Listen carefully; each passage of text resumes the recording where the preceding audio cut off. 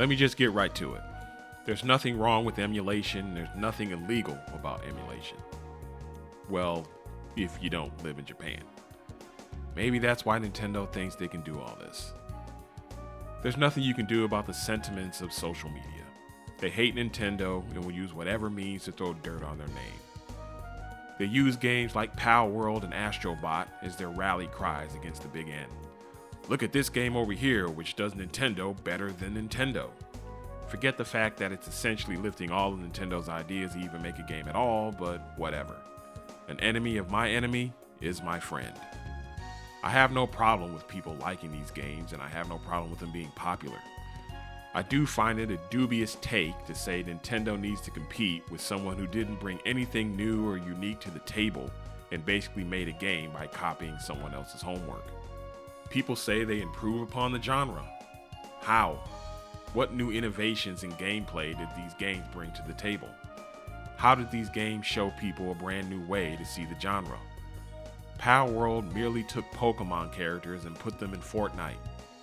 Astrobot is essentially a 3D Mario game with Mario dressed as a robot on more powerful hardware. If you enjoy the games, that's perfectly fine. But there is nothing new, innovative, imaginative, or creatively progressive about these games whatsoever. Okay, that was a bit of a tangent, so let me get back to the subject. Nintendo is suing everybody, and the internet has their undies in a bunch. I say the internet because the average consumer either doesn't know about this or doesn't care about this corporate business. Nintendo's going at Ryujinx.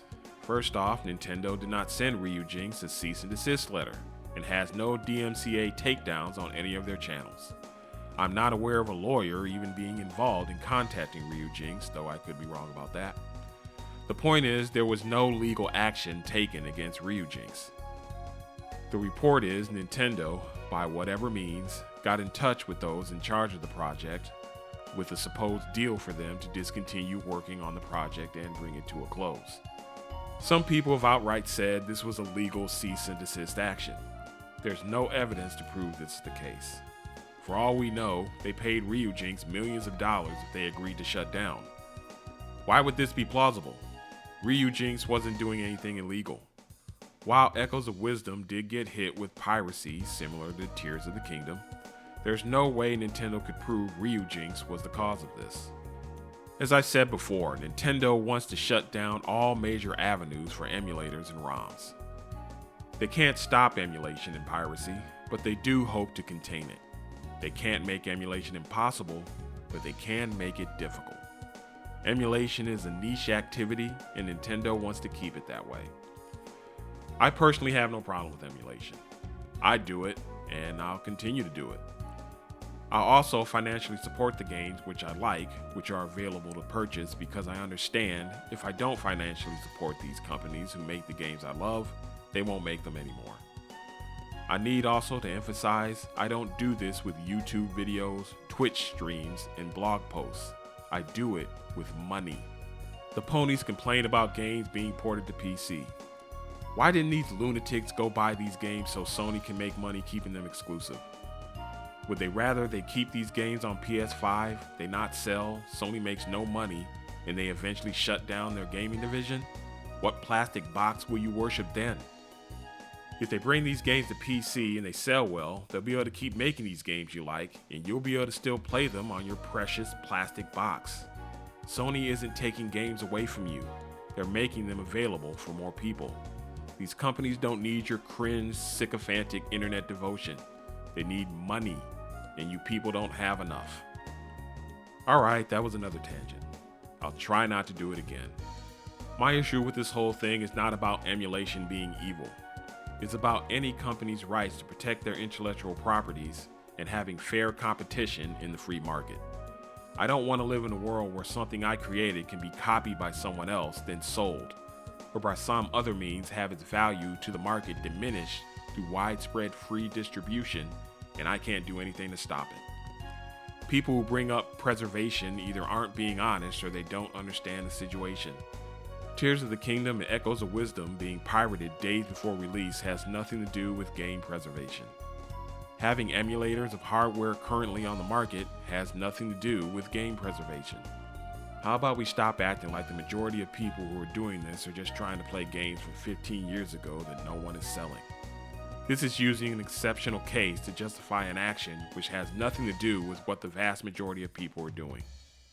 People also say piracy doesn't affect anyone's bottom line. They're right, it certainly doesn't, and that's because measures have been taken to curtail its activity. It hasn't become a mainstream thing because the channels to do it are few and far between.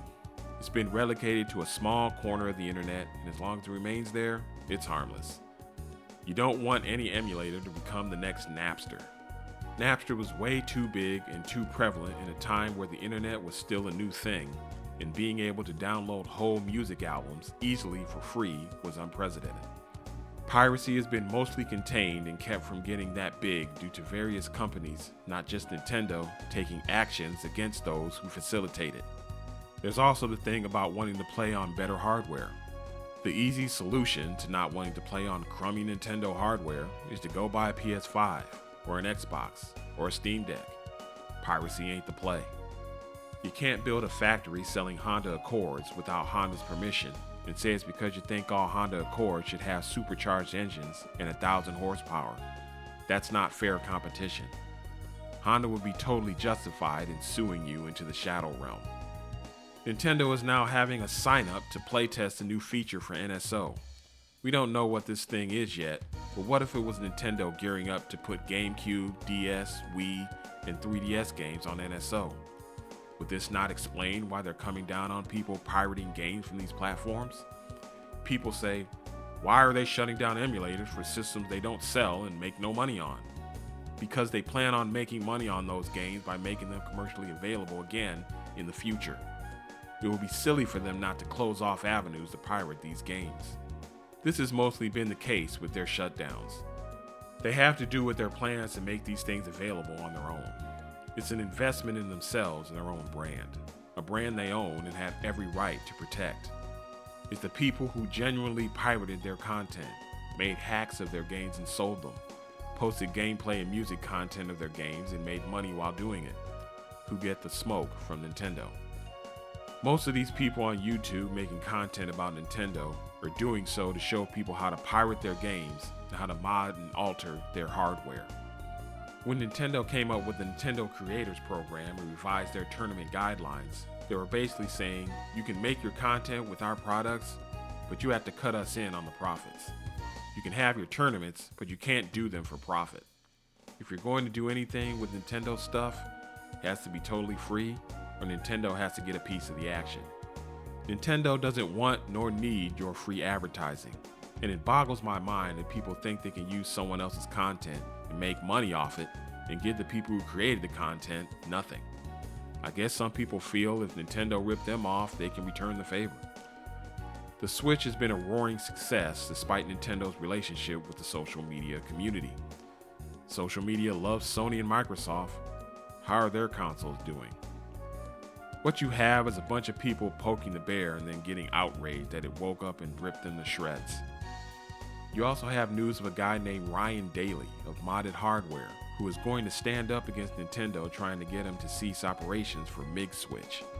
He has a good chance of winning, but as I shared in the opener, if he was in Japan, what he is doing would actually be deemed illegal.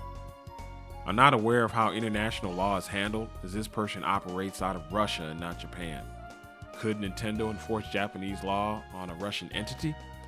If they can, they would have this person dead to rights based on Japan's Unfair Competition Prevention Act.